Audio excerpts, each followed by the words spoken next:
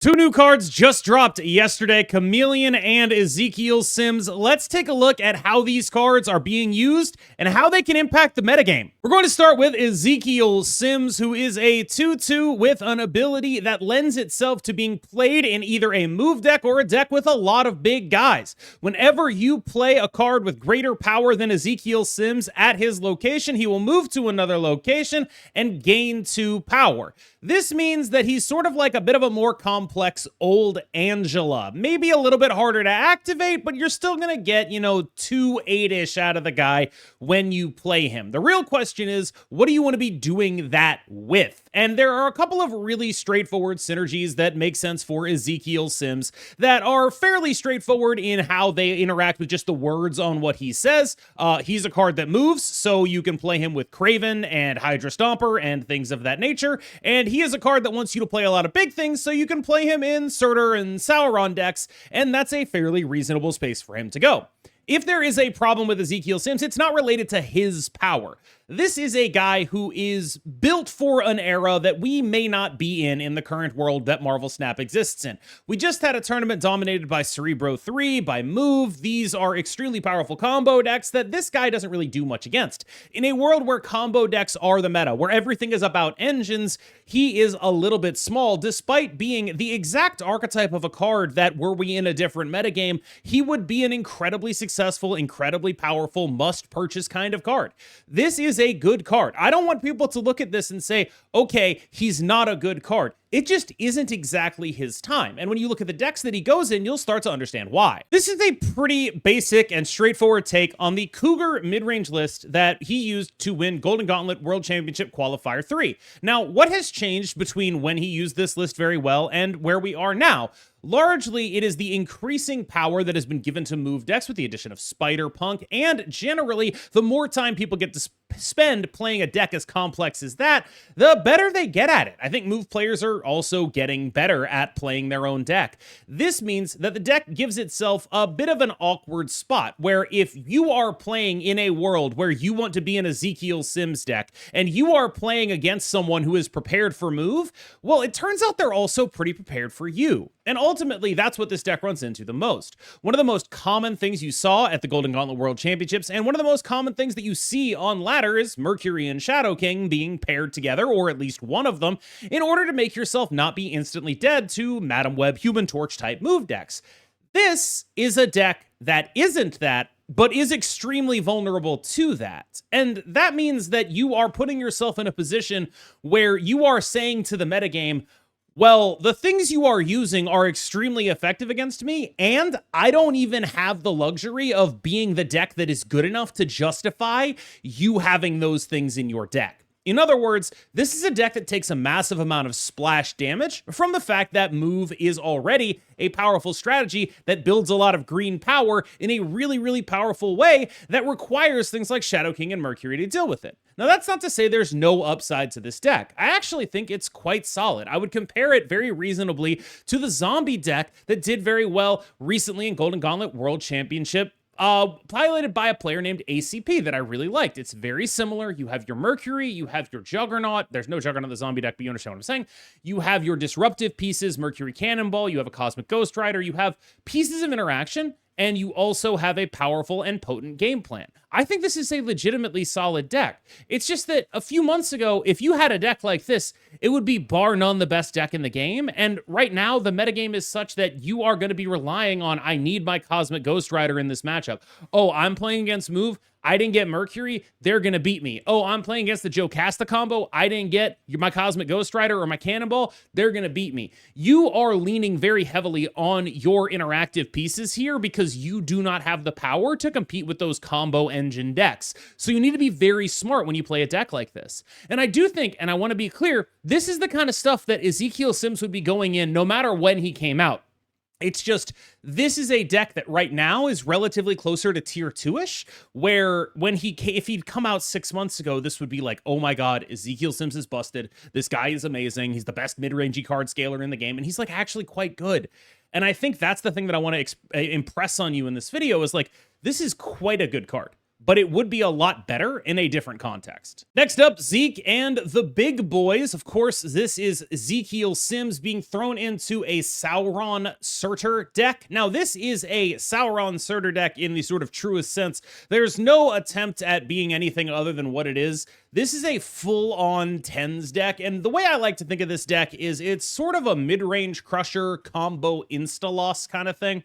The way this deck works, it will do enough points that don't get meaningfully interacted with that if you run up against the deck like the previous one, you will just be outpointing them because they have to devote most of their interactive stuff to sort of combo engine-y type stuff. You're not getting a lot of value out of a Cosmic Ghost Rider against the deck like this because it is just simply built to play 10, 10, 10, 10, 10, 10, 10, discounted Scar, boom, boom, boom, boom, boom.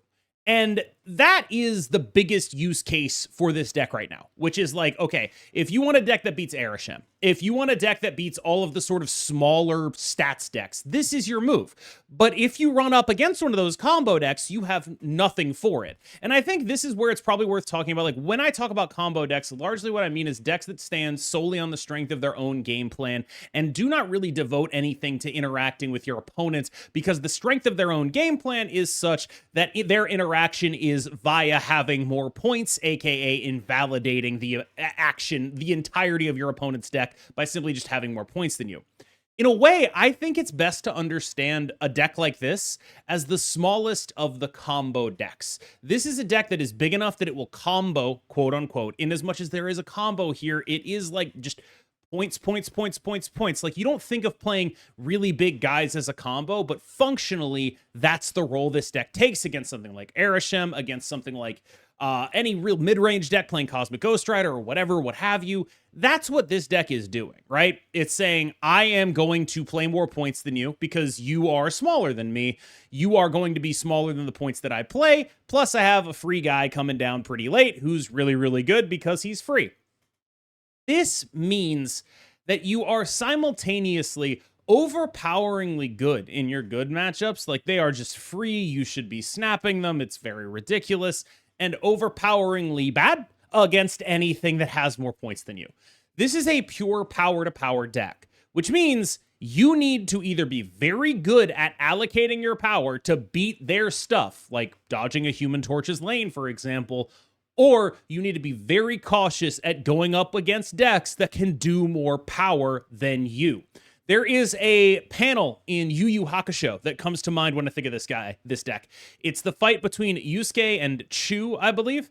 And there's a bit where like they do like a knife edge deathmatch thing. And he says, power to power, big guy. Ready? And responds, and able. And that's what this deck is doing. You are going power to power with them. And if you lose, you just have to live with it. There were a couple choices for this spot on this video where it was like, okay, well, I want to do one of the sort of fusion-y decks. There's a couple of fusion-y decks with Zeke. The first fusion is this one. The second fusion is with Ajax. The Ajax thing is like the overlap, the old Cougar deck, right? With the Hazmat Ajax stuff and like a bunch of things that both moved and afflicted in there so that you would be able to like get some extra value out of what you were doing. And again, I think both of these decks are in very similar spots where you have no interaction. These are just power to power decks. And that is ultimately the thing that sort of drags, like when we talk about Zeke, it cannot be escaped that that is what's dragging him down. It is very hard for this guy to compete without tech against anything that it runs into. He's a very good card for his cost, but that's just not what the metagame is about anymore. The metagame used to be about that. It used to be that you would take a bunch of cards that were like 2/8 and you'd play a bunch of those and a bunch of tech cards and you would be able to deal with most combo output things. We are not there anymore. That is not true anymore. And because of that, Ezekiel Sims is going in these power to power decks.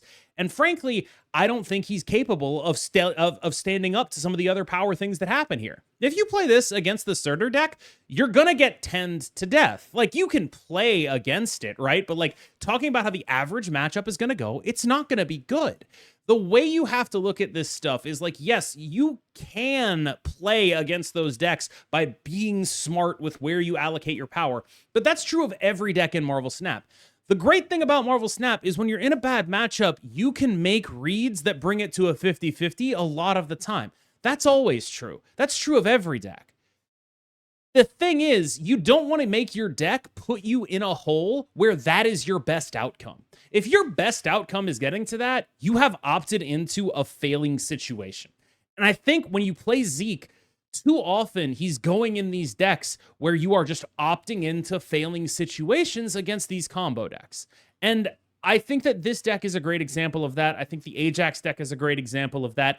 It's hard for me to believe that that kind of stuff can hold up without some strong policing from other parts of the meta that simply isn't happening. The other card that came out is Chameleon, a 3/3 with an on-reveal ability that copies the text of another card that revealed here this turn. Now, there are a couple of places that Chameleon can go, but mostly people are going to be playing him in Cerebro 3, and I hate to be the one to say it, but I think mostly they're going to be making the deck worse. This is the attempt that Jay Walla put together for making a Chameleon Cerebro 3 deck, but honestly, I can't help but look at it and see that it has made the deck a little bit worse. I talked with Mani Davudi, Zap Gaze, the person who won the Golden Gauntlet World Championship with Cerebro 3, about Chameleon. His impression was that it would not be something that he wanted to get into Cerebro 3, and I think that makes a ton of sense. The main reasons that this card is making the deck worse is that it cuts you off from some of the flexibility that you would otherwise have and makes your game plan as much of a transparent and obvious thing as it is possible to do. Cerebro Mystique may not be the greatest thing in the world, but at least you can split it across multiple lanes. What it does do is allow you to try to cut Bast, which is not nothing. Like, that is a card that you shouldn't feel obligated to run. But I do think that on the whole, when you look at the differences between Mystique, Ghost Spider, and Cerebro, and of course, Chameleon Ghost Spider versus Bast Mystique, I suspect that Bast Mystique will end up coming out on top. If you really want a long breakdown of Cerebro 3, I have an hour and 20 minutes of an interview that I did with Zapgaze that was yesterday's video. I highly encourage anybody who is interested in this deck to look at that video and watch that video because it is an absolute masterclass, and I really think that if you want to get better at Cerebro 3 and Marvel Snap, you should definitely watch that video because he has a ton of really smart things to say. All of this is to say, I suspect that there are going to be plenty of content creators who are going to say, wow, look at this card. I put it in this deck that was already pretty good. That means that it's good. I strongly think that the way people need to look at card choices in these games is as one of opportunity cost.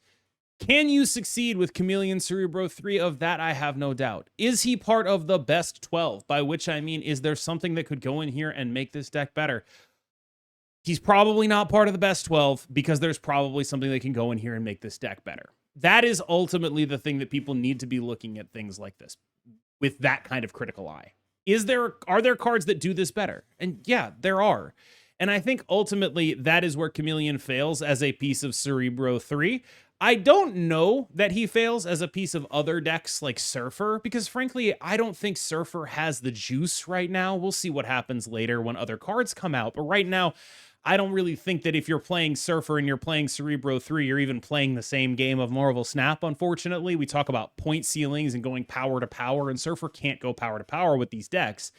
And so Chameleon is a card that I think is what he is because of context. If we had a way to reduce some of his restrictions somehow, like if he didn't say you had to play it here, or if he didn't say it had to be this turn, either one of those would go a long way towards making this card a lot better, as is his inflexibility and the fact that you very often have to devote him to doing something at reasonably high expense in the same lane as you already did something.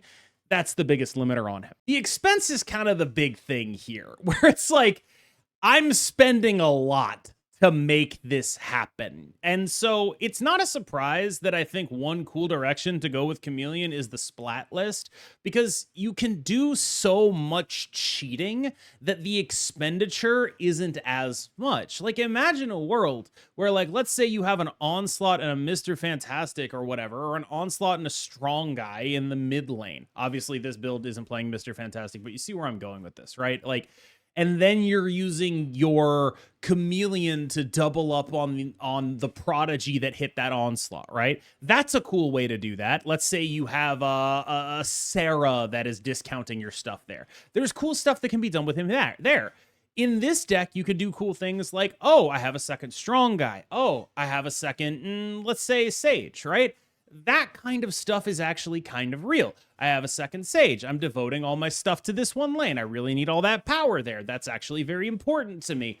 But the biggest thing this deck is doing is just sort of allowing him to be cheaper and cheating some energy, right?